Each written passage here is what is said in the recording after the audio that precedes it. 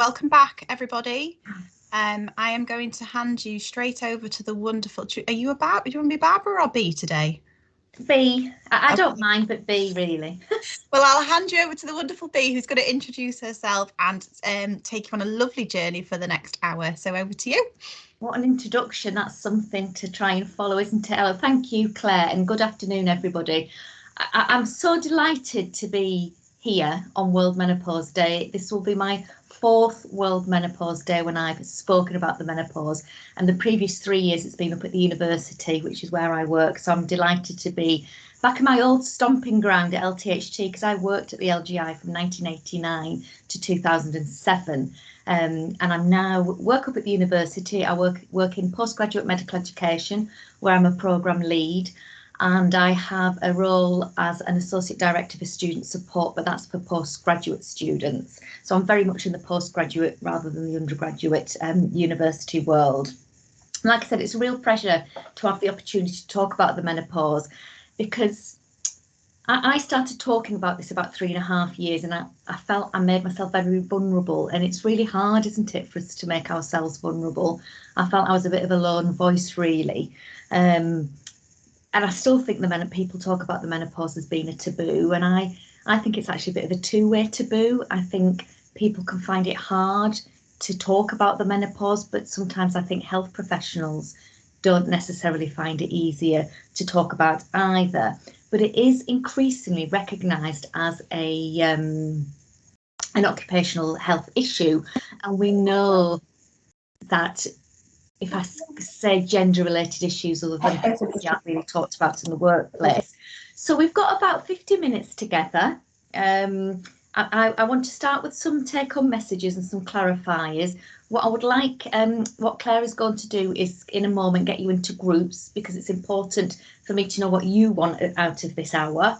And my plan really is to think about the menopause, think about its potential impact, and think about how we might be able to access support at work. And as I say, I started doing this work 3.5 years ago, and my vision really was to change culture in the organisation where I work, so that appropriate conversations about the menopause are normalised, and that it's no longer taboo and it's not hidden.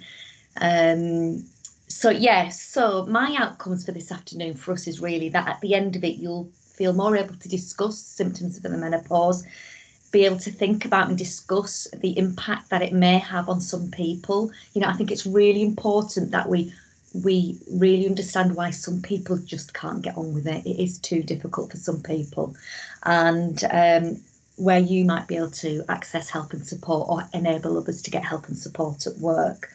Okay, but like I said, first what I need to know is what you want out of this hour. So Claire, could I ask you to put everybody into groups, please? And we'll just put you in groups for 5 minutes. They are ready to go. To send them on their way. Send them on the way as I'm talking. That's what usually happens to me. So it's 18 minutes past now, so we'll just have 5 minutes. You might end up with me in a group. If you do and you want me to leave, I'm not offended. I will turn my camera and audio off. So, and I'll just bob in the chat while everybody's disappearing, just to remind people what we'd like them to do. I've kept you in the main room. That's great. Are you staying with me? I'm staying with you, I think, unless it's going to take me somewhere. I don't think it will. Never done it with this many people before. Okay, there's someone waiting in the lobby, so I will just... It's clear your team have gone into the rooms as well, so hopefully they'll...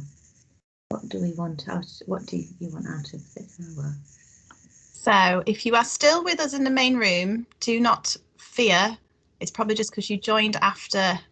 Well, we could always have a conversation in this room. Oh, we could do that if you want. Do you want to do that? It's up to you entirely. You're in charge. Let me see if I can, how easy it is for me to move people. How many have we got in here?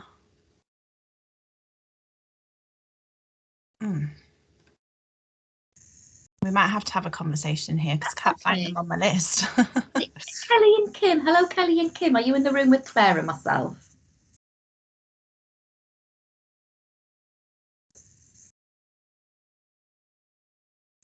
Claire, what would you like me to cover?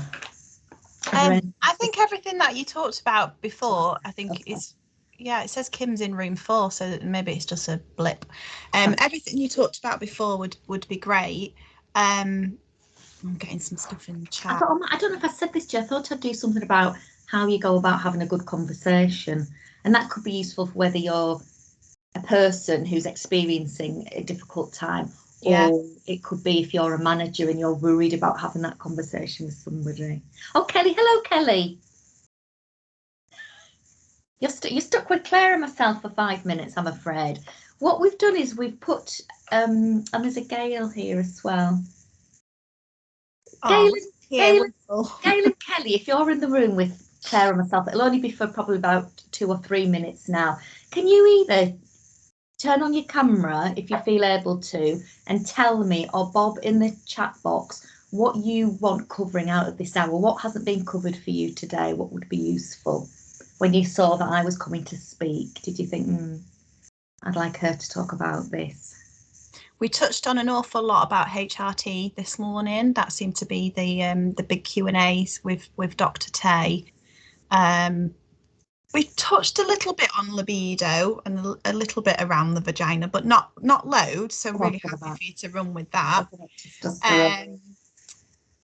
And yeah, a couple of things. We've just done our support group. So a lot of people are coming back and saying they've got supportive managers, but some people feel like they're not sure how to approach the topic, or more particularly BME staff as well. So I kind of said to people, please feel free. You've got permission to take time off if you need it, and to go through whatever you need to go through. It's only a short time until you work through that medication or whatever it is. And somebody did say, I don't feel I can do that as somebody from the BME community. So that was quite powerful.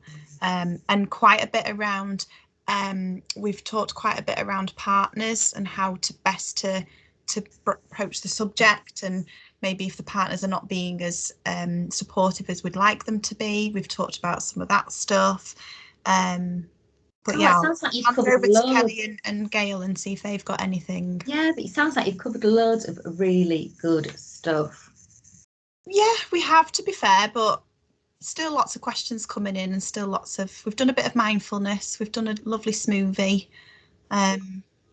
So yeah. Excellent. You tell me when you're ready to close it. My pictures I was going to share have disappeared, but I've got them back. If it doesn't work, it doesn't matter. Shall we bring people back? Absolutely. Hope this works. You do groups again, and it takes just help with that. Takes some time. Oh, did give me lots of things to Sorry everyone, it brings you back quite abruptly. Yeah, it doesn't it? Okay. Thank you. It's lovely to see some cameras on. If you feel able to leave your camera on, that will be wonderful, because sometimes I can feel like I'm talking into a bit of a bucket. So it's lovely to see some faces, but obviously there's no requirement to do that. And it's great. We're all getting the hang of it now, she says, being on mute unless we're speaking. Do people feel able, maybe somebody from each group, either put your hand up, speak up, or Bob in the chat box, what you think you would like me to cover?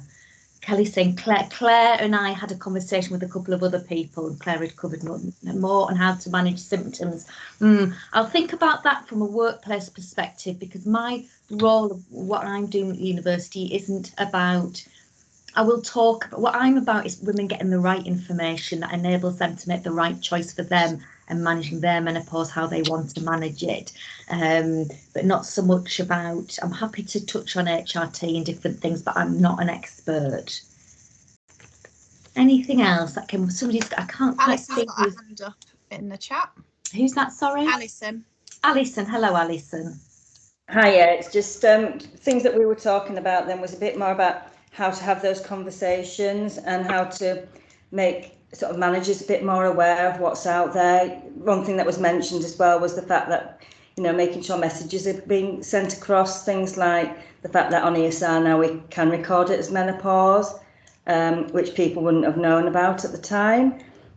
Looking at what sort of reasonable adjustments might be appropriate, and what can we do to help ourselves, when we're actually in the menopause. Yeah, excellent, Alison. Thank you. I'll definitely cover all of that. Yes, Samantha's put how people can have open and unsupported conversation with managers. We'll definitely cover that. How to manage irritability and a room full of women at the same point in life. And I think that is one of the big issues, isn't it? Lots of people, and myself included, you're that middle of the sandwich where, for example, you might have teenage children at one side who can be quite challenging because they're teenagers, and you might have caring responsibilities for elderly relatives at the other side. So it can all just get a bit much, can't it? And Tracy's also got her hand up as well, B. Yeah, who's Tracy? Hello. Hi. In our group, we talked about trying to find a way to change that culture and make menopause comfortable to talk about, because we talked about, everybody talks about COVID now and don't, you know, that it's not got a second look, and so getting that into the workplace so it's not a taboo subject. Excellent. So if I share with you what we've done at the university, maybe there's some shared learning there of things that, but I know LTHT are thinking about it because I've had conversations with people from LTHT over a period of time. So maybe if I share some of what we've done and how it's working at the university, that might be helpful. Okay, super. All right, I think we can cover most of that, but I'm just going to share a little bit of myself first, if that's all right. So I was 42 when a crusty old consultant said to me, "This, Mrs. MacPherson, I'm afraid is the start of the end for you." And I was quite floored really by that comment. I think my eyebrows were up, you know, in my hairline. And I genuinely, and I'm a health professional by background, and I genuinely thought, well, there'll be no issue for me because I'm fit, I'm vegetarian, you know, I don't drink an awful lot, and I sound really boring or pious, and I'm neither, but I've just generally been quite a fit, active person. So I really didn't think it would be an issue for me, and the menopause would just pass me by. And I thought, no more periods, great. But actually, the reality for me, and this is 8 years now, I'm 50 now, so over the last 8 years, the reality at times for me has been quite different to that, and I can genuinely say has left me feeling at odds with myself personally, professionally, from the mixture of physiological, physical and psychological signs and symptoms of the menopause I've experienced at time. I found it quite hard to deal with. So I decided to agenda this through our Athena Swan, which is an equality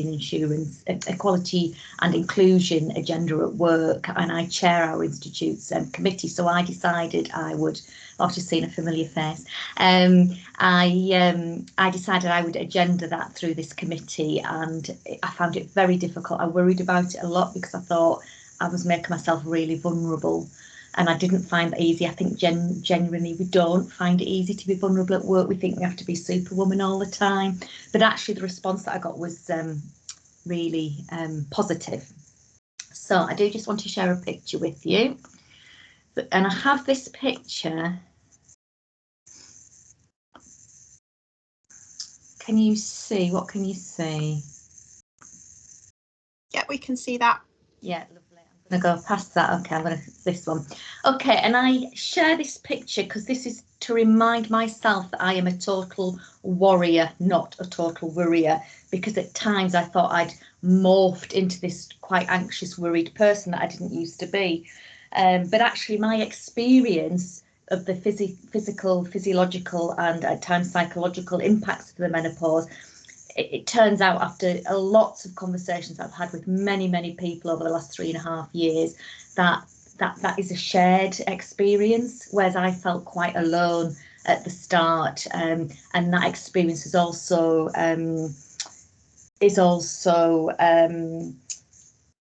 out there in the literature, particularly if you look at the Chief Medical Officer's report of 2015, the health of 51% talks about all of these issues. So my first take-home message for you for this afternoon is that I have no wish to pathologise the menopause. It is a natural transition, okay, but it's not necessarily an easy transition. But I really believe that with more conversations, more openness, and no more taboo, and with some support, that it can be an easy transition for those people that are finding it difficult.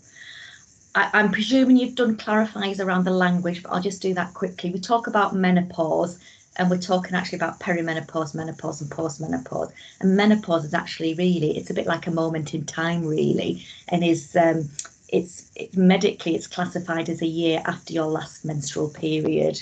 So actually, many people who are having quite a really difficult time, they experience that through the perimenopause.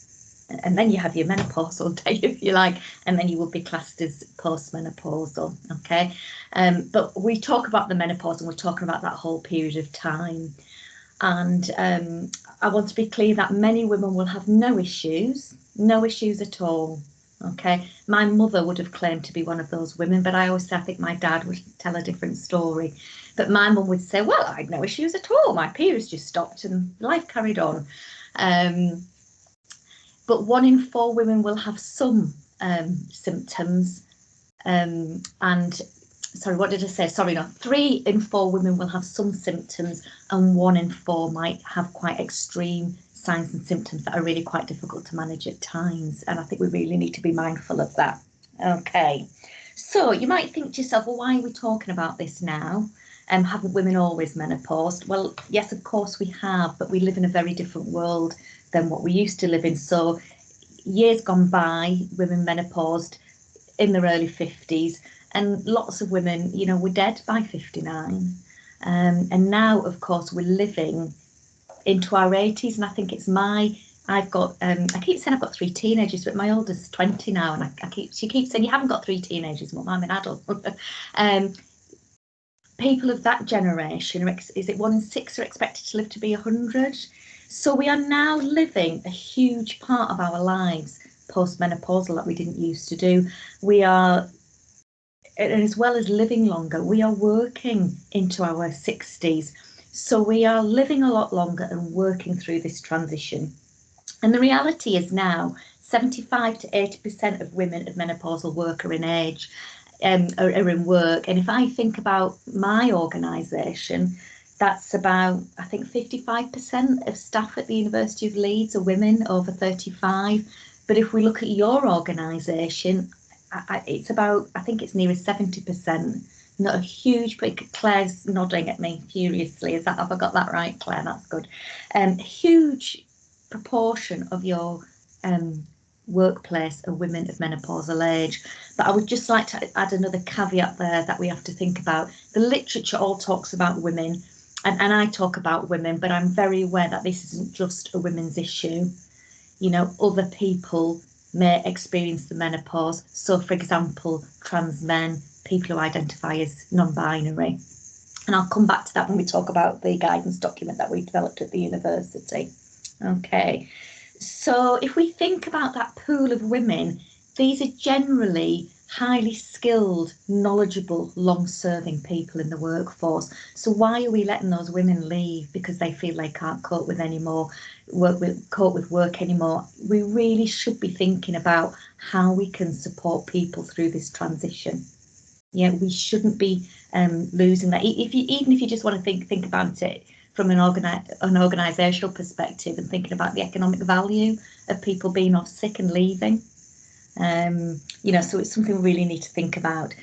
And you're quite a self-selected group, I guess, so there's probably nobody in the room thinking this, but you might be working with people who think, well, I'm a young woman, so this isn't going to affect me. But actually, and I can't actually bring the statistics to mind off the top of my head, but there are a number of women who will experience primary ovarian insufficiency, so they could be impacted by the menopause at a much younger age.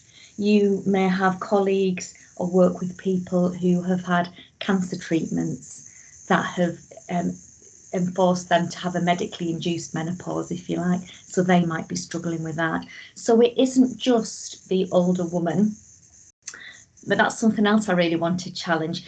Claire, can I just ask you to keep an eye on the chat, because people are really, it's brilliant that people are putting stuff in, but if you would just collate the stuff for me, we'll come back to it. Thank you. Thanks, in fact, Christine, we'll come back to you. I've lost my train of thought now. You see, that's my menopausal brain. This is why I have to write things down. What was I saying? I said it's about not, young it's people. not just women of a certain age that are going through this. Thank you, Claire. Yeah, and when I first, like I say, when I was 42, when I first started experiencing this, and it wasn't bad for me then. I was genuinely quite shocked when this consultant said this is what it is. It hadn't crossed my mind at all. But when you went to look at the literature and what information was out there, what was portrayed back to me at the time were women that looked to me like my mother. And it just didn't. I thought, I'm not an old woman, you know, I'm 42. But what was portrayed back were to me women who looked much older. And, you know, a book was recommended to me, and there was pictures of women in it who, you know, like I said, looked like my mum, and were doing exercises, and they would say, well, if you can touch your shoulders. And I was thinking, but I'm a total warrior. I can touch my shoulders. So there's a lot of narratives, you know, we need to change. I don't know when, you know, women came from being wise, changed from being wise old women to the old crone who doesn't seem to have much value. We need to change that back, don't we? Okay, so I'm all about educating the key people, well, everybody in the workforce, and I'm about women getting the right information or know where to get credible sources of information so they can make informed choices about how they want to deal with their menopause. I also hold a position that we are all responsible for our own health, okay? It's our responsibility to raise issues appropriately, but from a workplace perspective, whatever workplace that is, it's not about advising about treatment. That is the role of the GP or another chosen health professional. But what we do have to do, and the right thing to do for any organisation that is truly committed to inclusivity, that is truly committed to you know, reducing those barriers or removing those barriers that prevent people from progressing, having some kind of guidance in place is the right thing to do. Ensuring that nobody suffers, you know, detrimental treatment anywhere because of the menopause is the right thing to do. And so we need to provide a culture and create a culture where these conversations are normalised. And it's not hidden or taboo anymore. Okay. Has anybody got questions or comments? I'll just come to Christine. Thank you for sharing. Christine says, my son has started the menopause before me, which has been hard, as I have no personal reference points to support him with this and having not gone through it myself yet. Thanks for sharing, Christine. Hopefully some of the resources and things that I share with you might be useful for you both. I don't know where you're at in your menopausal journey, but hopefully we'll share some stuff that is useful. And just I'll just touch on this now. When I wrote the first guidance of our menopause document that we had at the university, I think it had the word woman 36 times in it. And I actually went to the LGBTQ network at the university and other colleagues and said, it is an issue for women, but it's not just an issue for women. So we have rewritten our policy to make it hopefully more inclusive. And we're very clear that everybody is welcome at anything we do, irrespective of their age or gender, and that we are designed to be inclusive. Yes, somebody's, Claire's sharing some stuff with you there as well. Okay, has anybody else got any comments or questions at this time? No, okay, I shall plough on. Okay, so the menopause we've already said is a moment in time. Just to clarify that lots of women will not have issues, but many do, and we need to be able to support anybody who needs support through the menopause in the workplace.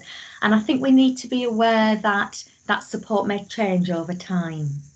And there is not one size fits all. And I think that is one of the biggest challenges with the menopause, is it is not one size fits all. Okay, so we need to think about why some women just can't get on with it. Now, what I was going to do now, and I'm happy to still to do this if it's useful, but you might feel you've done this, is I was going to put you into groups and for you to have a think about what you think the signs and symptoms are. Would that still be helpful to have a chat in your groups about it for 5 minutes? I think it would be, yeah. Yeah, lovely.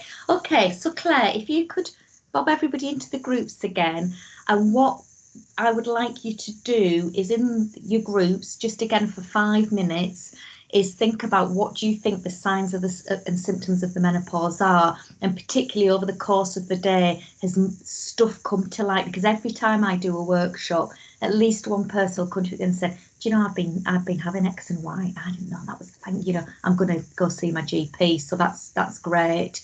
So what do you think the signs and symptoms are, and what's come to light for you today that you didn't know about, that what's interested you or made you curious about it? And I think we need to understand our hormones and then the signs and symptoms, and then we can think about how we might support people at work. Is that all right? Does everybody understand what you're going to do? Everybody's going, excellent. I've seen a couple of familiar faces, Amy and Raquel, hello.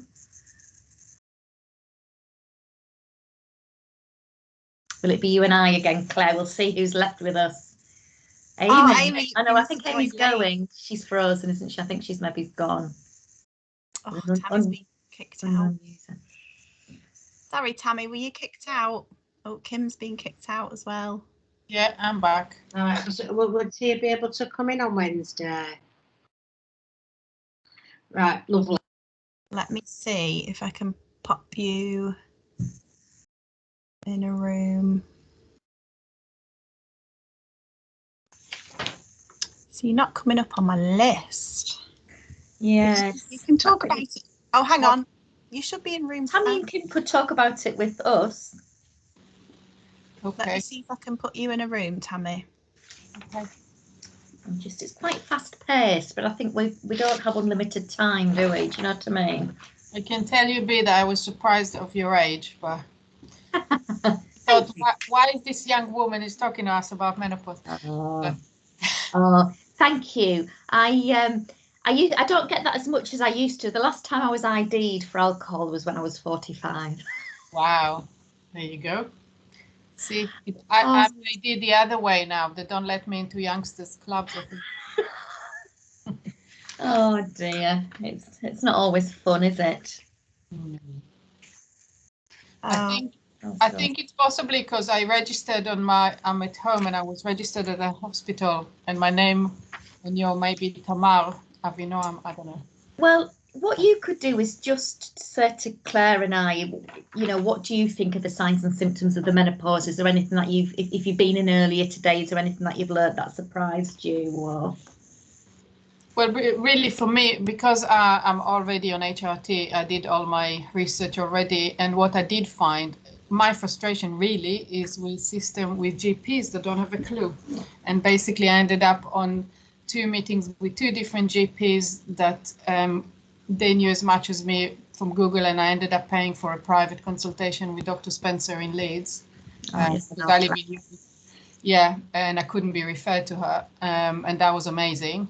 And yeah, and I got the advice I needed. But yeah, I know it's one of my biggest frustrations. I'll say this to everybody, is that I was referred to the menopause clinic in Leeds quite a few years ago before Claire took it over.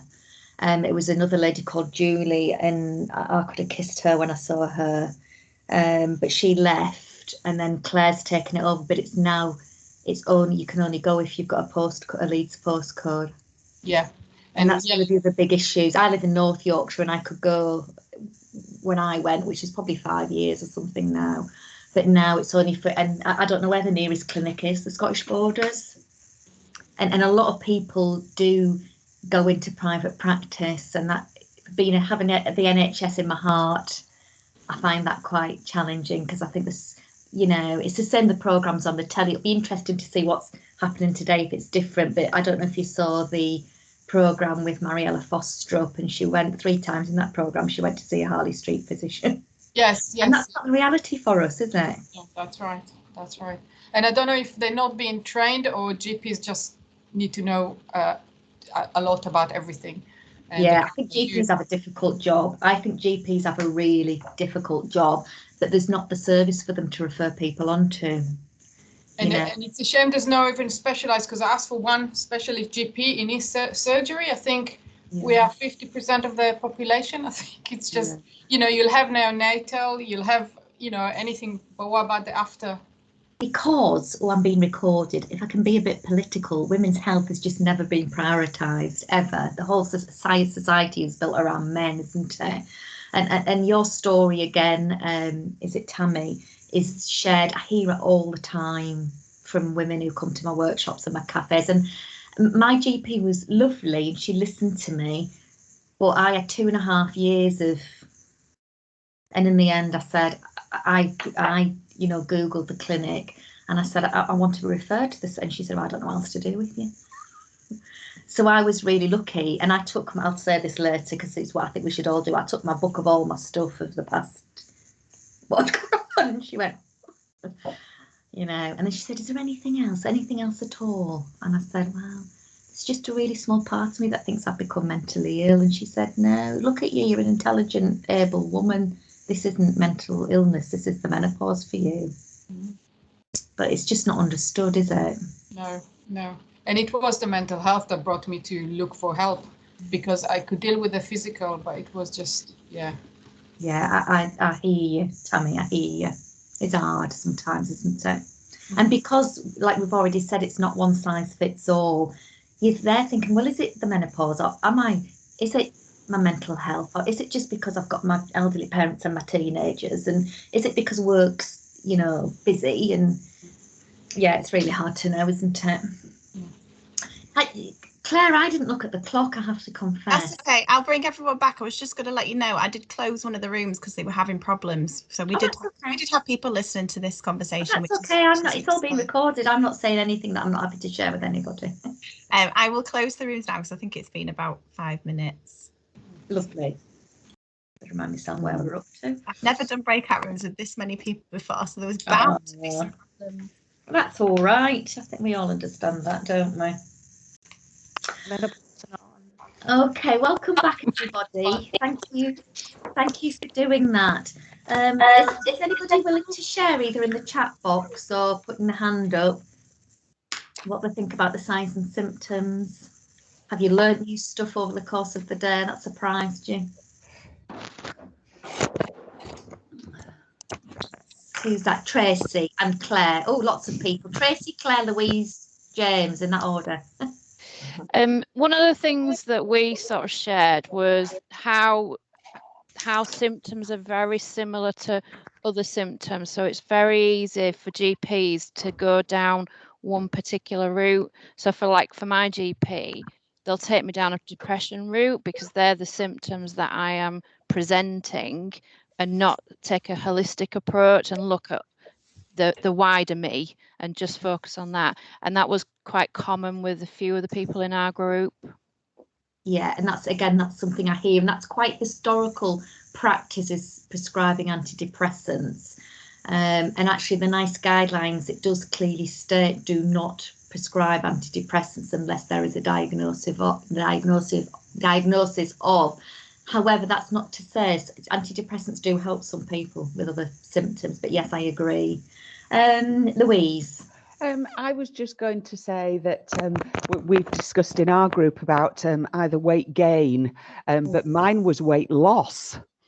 I know, and because lots of my symptoms, I've had lots of bloating, lots of sort of like irritable bowel, not being able to eat as many things. Now, whether that's just an age thing or not, but because the IBS and the bloating makes me feel sick, it doesn't make me want to eat anything. So the people in my group were saying, oh, I've never heard that one before. So yeah, I'm a bit, ooh, I'm losing weight. Is it because of the menopause, or is it something else?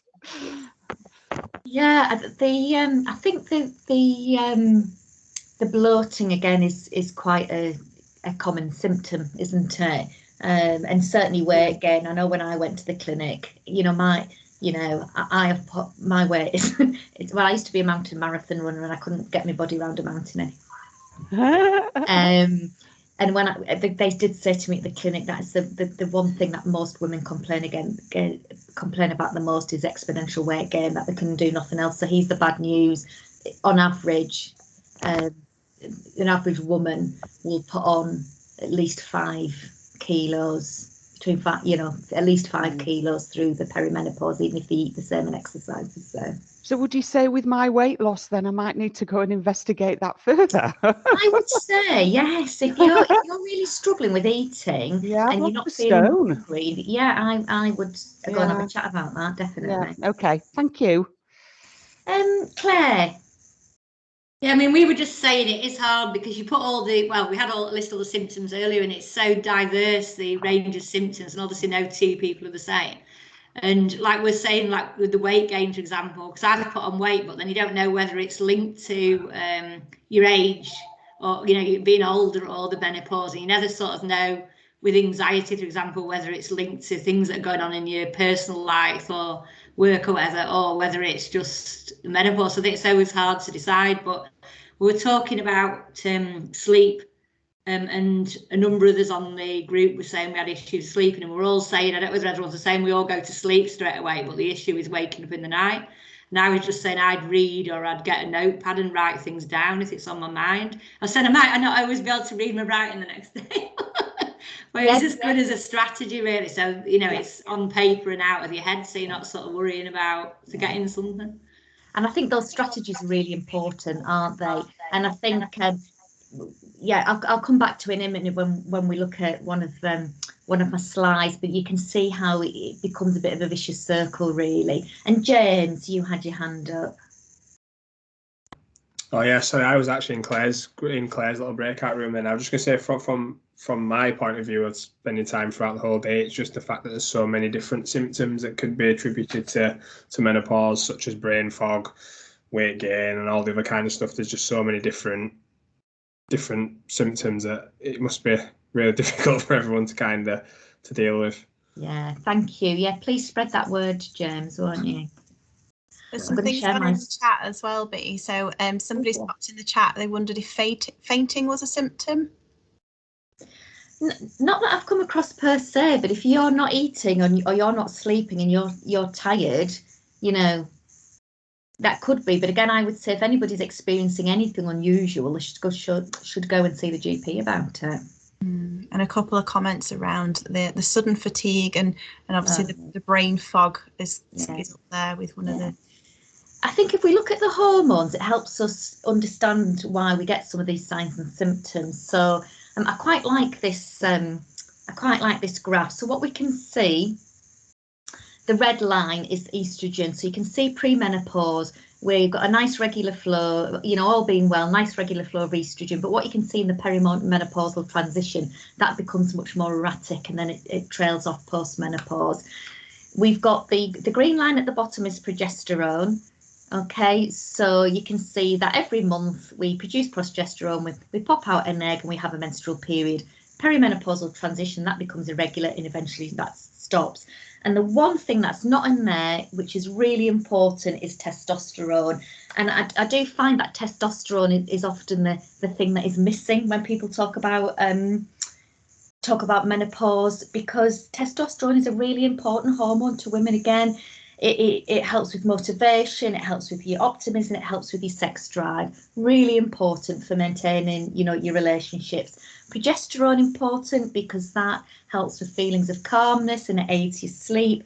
And estrogen, as I'm sure you already know, it nourishes your tissues, it regulates bone turnover, and it's got a role to play in cholesterol as well. Okay, so if we can think about those hormones and what impact and what they do for us, we can then begin to understand why we experience some of the signs and symptoms we experience. Okay, this is the not so good news, people, I'm afraid. What a lovely picture. So estrogen is hugely important to us. You may find through the perimenopause that your shape changes, you know, your skin becomes slacker, palpitations. I don't know if anybody's talked about palpitations. It impacts on your bones, so you're more likely to develop osteoporosis. It can affect your emotions. And I think that graph, when you can see how the hormones are fluctuating, it reminds me of, you know, being a teenager. And do you remember being a teenager? You'd be, you know, happy as a lot one minute, and then next minute you'd be really quite cross and you didn't know why. And I think the mood swings can be one of the things that women really find quite difficult to manage. Okay, so I think you probably said most of these. So everybody knows about the irregular periods, the hot flushes, night sweats. So, you know, people taking underwear, fresh underwear to work because they have a hot flush and the bra and pants is wet through.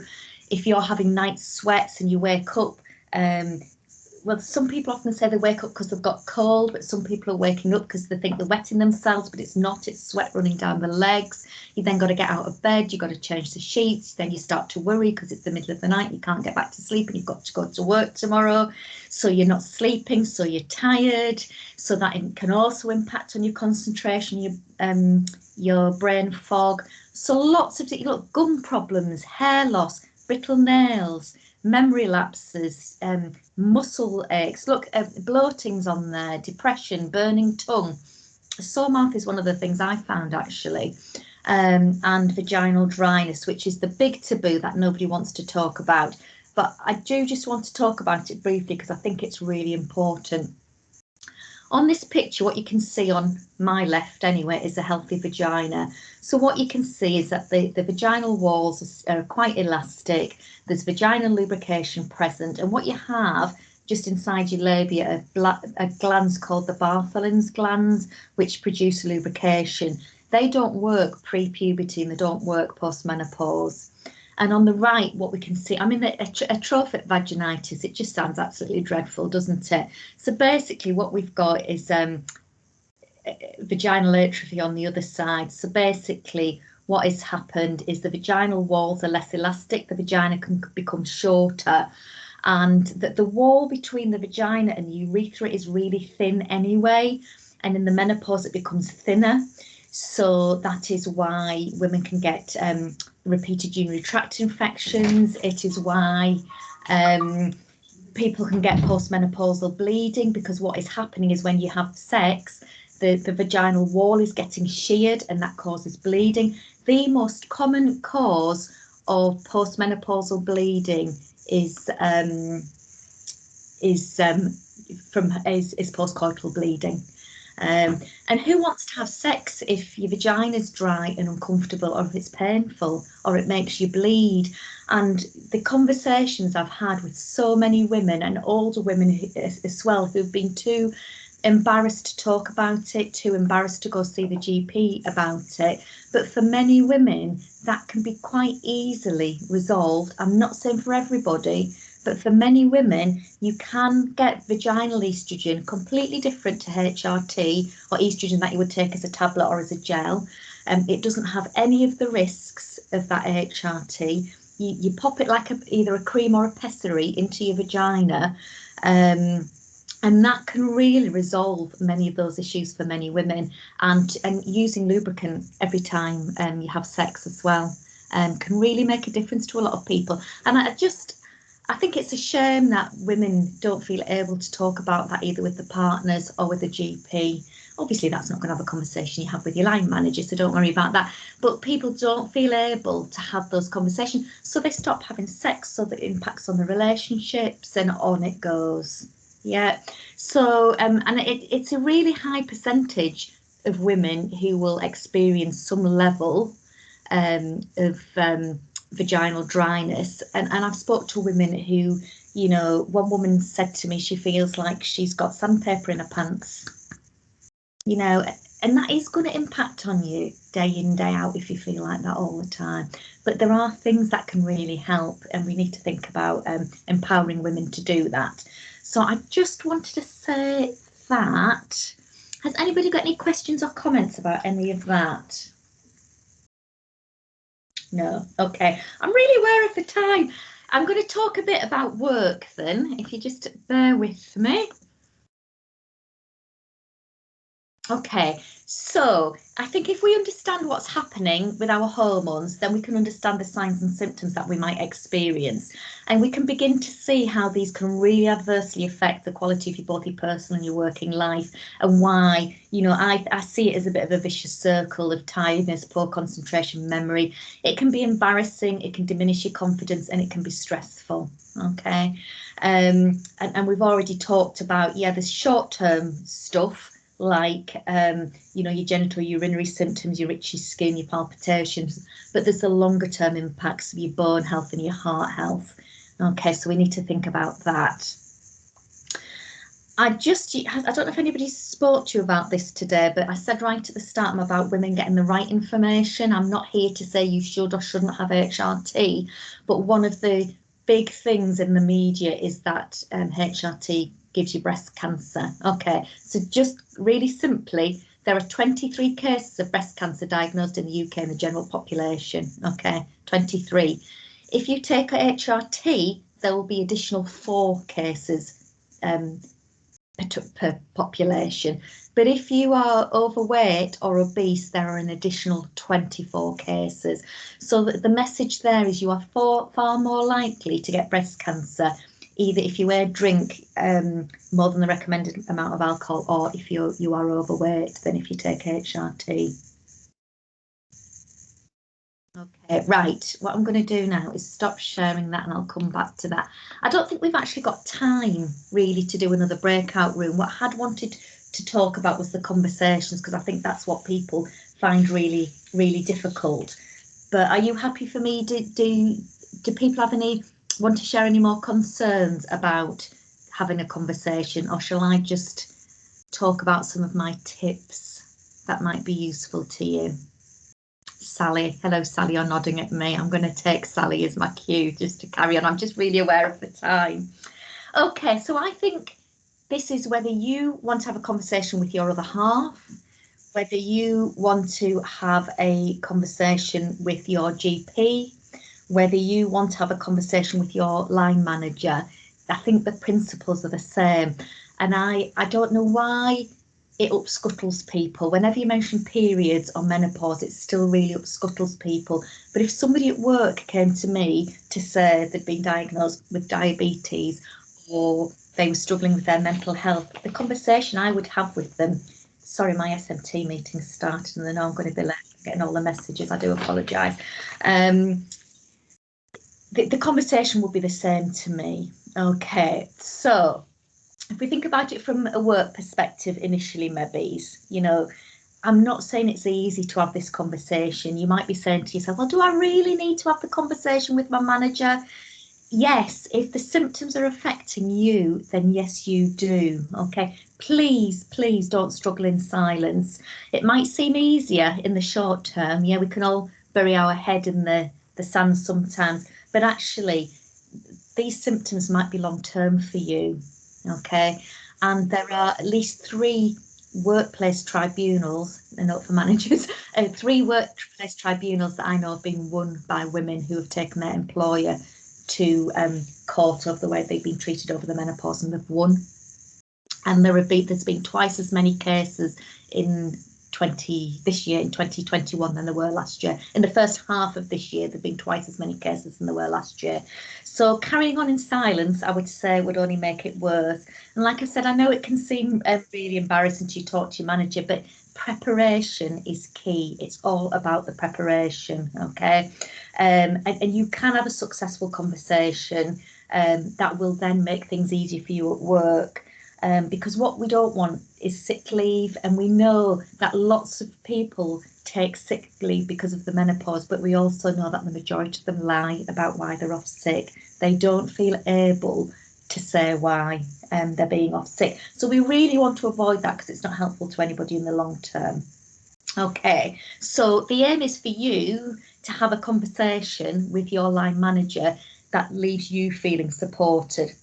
So these are my top tips. I've jotted them down so I don't forget. 1, set a time for the meeting. Don't do it on the hoof. Don't catch them unawares. Say, please, can I make a meeting with you? Okay. Hopefully you have regular one-to-ones, but if not, you need to schedule a meeting. Okay. This makes sure that you have your manager's time and you have time to prepare for the conversation. In the same way, I would say you need to prepare for a conversation with your GP. Okay. So next point, prepare, make notes, have a notebook. I would say write down everything you're experiencing and when you're experiencing it, no matter how insignificant it feels to you. Write it all down, okay? that is particularly helpful if you think it might be what I would call a courageous conversation. You're going to find it difficult. So think about what you want to say, and that doesn't matter who you're having the conversation with. Okay. I think the menopause is complicated and it can be easy to get upset, especially if you don't feel supported or listened to, especially if you don't feel supported or listened to at home. So it's really important to prepare to that just helps you have a less emotional conversation, if you know what I mean. Okay.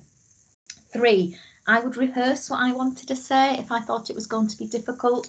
Rehearse it with your partner, rehearse it with a friend. And it just, you might help you find the words to be able to explain what it is that you're trying to say. So like I said, try that with a partner, try it with a friend. Next tip, you need to clearly explain what symptoms it is you're experiencing, but importantly, how they are affecting you at work. Yeah, so if it's the night sweats that are waking you up during the night and you have to change the bedclothes and then you can't get back to sleep because your mind's active, so then you're exhausted in the morning, and so that impacts on your concentration. You need to be able to explain all of that, okay? Your manager isn't going to know any of this about it, okay? They won't know it's affecting your work, so you need to be able to tell them how it's affecting you and what the symptoms are. And that's irrespective of who your manager is. Even if you were talking to an older lady, they might not have had the same experience as you. They might be like my mother and just say, well, I might think my periods just stopped and there was no issue. So it doesn't matter who the conversation's with. You need to be really clear about what the symptoms are and exactly how they're impacting you at work. Okay. Think about how you can explain some of your symptoms. So you may find it difficult to talk about flooding, for example. You may not want to say to your manager, well, actually, I'm in this situation where I do X, Y, and Z and still, okay? But you need to think about how you're going to explain that using your own language in a way that you feel comfortable about talking about it. So I would say give examples, specific examples of how things have affected you at work, and that will help you explain and somebody else to understand just how difficult that is for you. Okay, so for example, if it's your memory, write down examples of when you think your memory's let you down.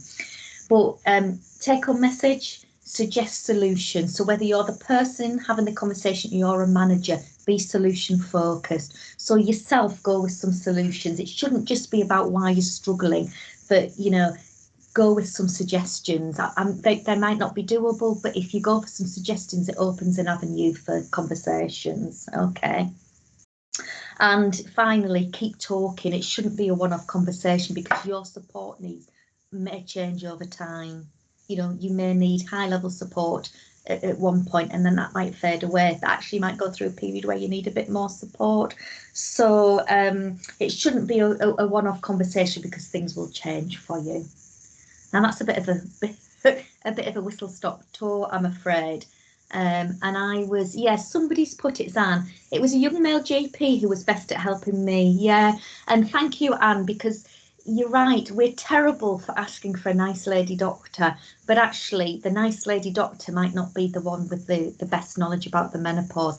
Ask for the GP who has experience or who is known in the practice for being an expert in the menopause. Thank you, and that's really helpful.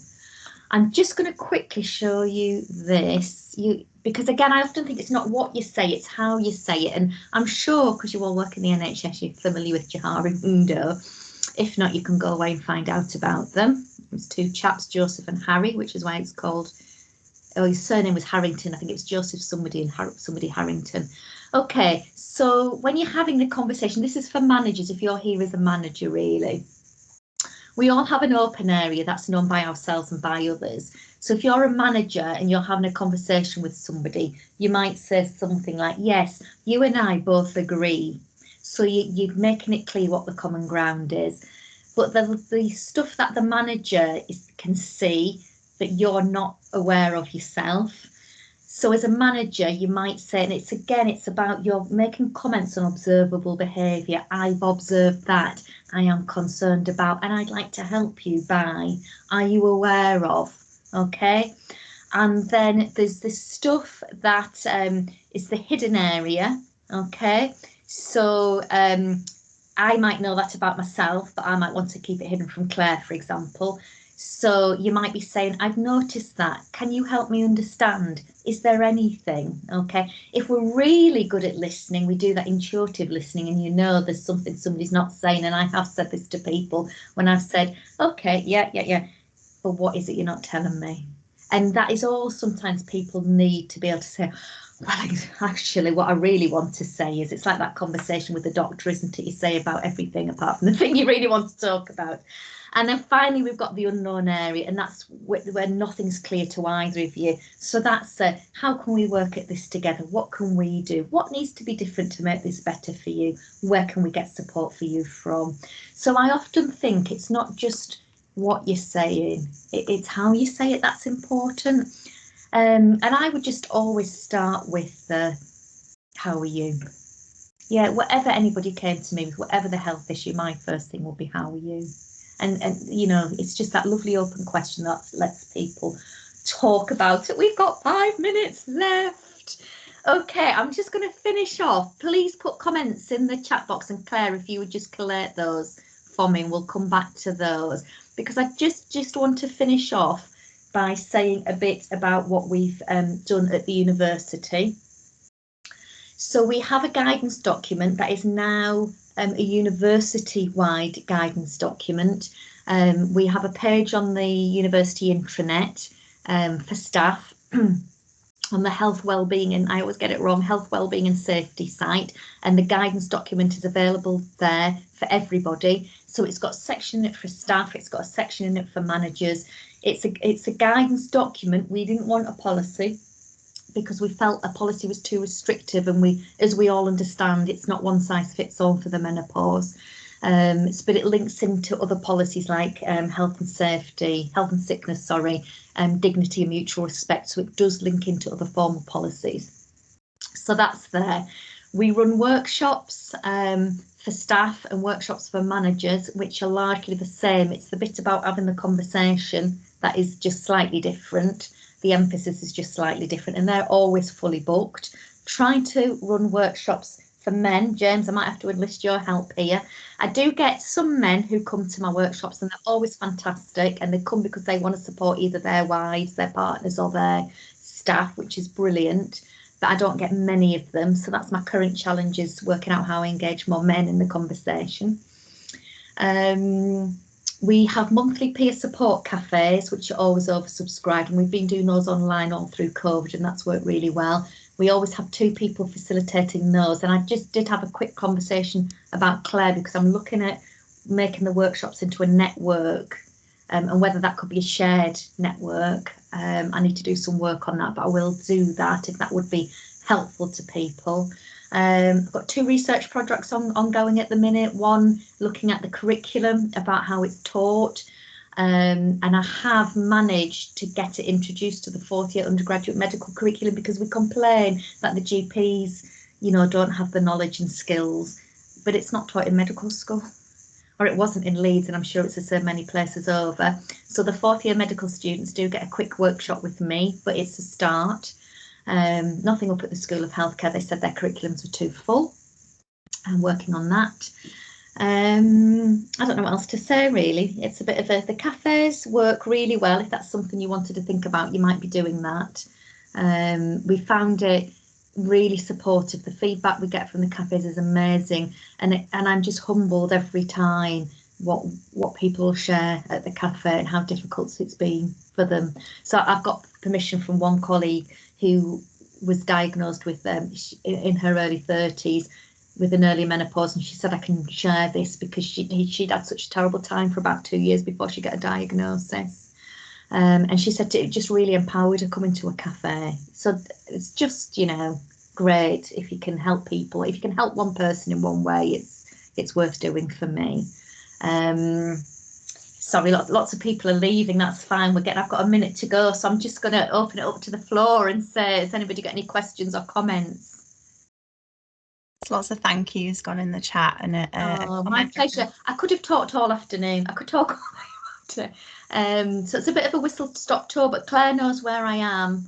I know there's other people in the room who know where I am, so do get in contact. I'm working with Leeds Health and Social Care Academy, so watch this space. I'm not quite sure how close LTHT works with them. And with the Northern Health Science Alliance as well, we're looking at doing something for the North. So watch this space. You're very welcome, Raquel. Lovely to see you again. Nice to see your face as always. Just a massive thank you from all of us, B, as well. Thank you so much for taking the time out to do this afternoon. It's been absolutely amazing. It's been really, really good, and we've got about 15 minutes left of our day before we finish. But you know, it's been a nice coming to the end of the day. So thank you again. Yeah, well, do keep in touch. Can anybody tell me what LTHT Twitter is? And I wanted to ask just before I go, if I may, if people are happy to have the photograph taken of me to tweet it, if they turn the camera on. If you're not happy, turn your camera off, but it'd be lovely to have lots of faces. I'll get rid of the chat on my thing, so I'm not posting the chat. Right, is everybody who's got the camera on happy to be on Twitter? You know, with my 3 Twitter followers. Oh, dearie me. I'm learning. Aren't we all learning? Lovely. Big smiles, everybody. Thank you very much. And can somebody just put in the chat what the LTHT staff Twitter is that you normally use, please? I'm going to leave that. I'm going to guess Alison might be able to do that. And I'll access it later. Thank you so much for having me. I'm really happy to come back, do other workshops. I know at work I would be supported to work. We, you know, the School of Medicine, we work closely with LTHT. So I'm sure, you know, I would be very happy to do that. So do get in touch with me, or get in touch with Claire, who can get in touch with me. That'd be lovely. Absolutely. Thank you. Enjoy the rest of your day. Thank you so much. Take care. Take care, everybody. Bye.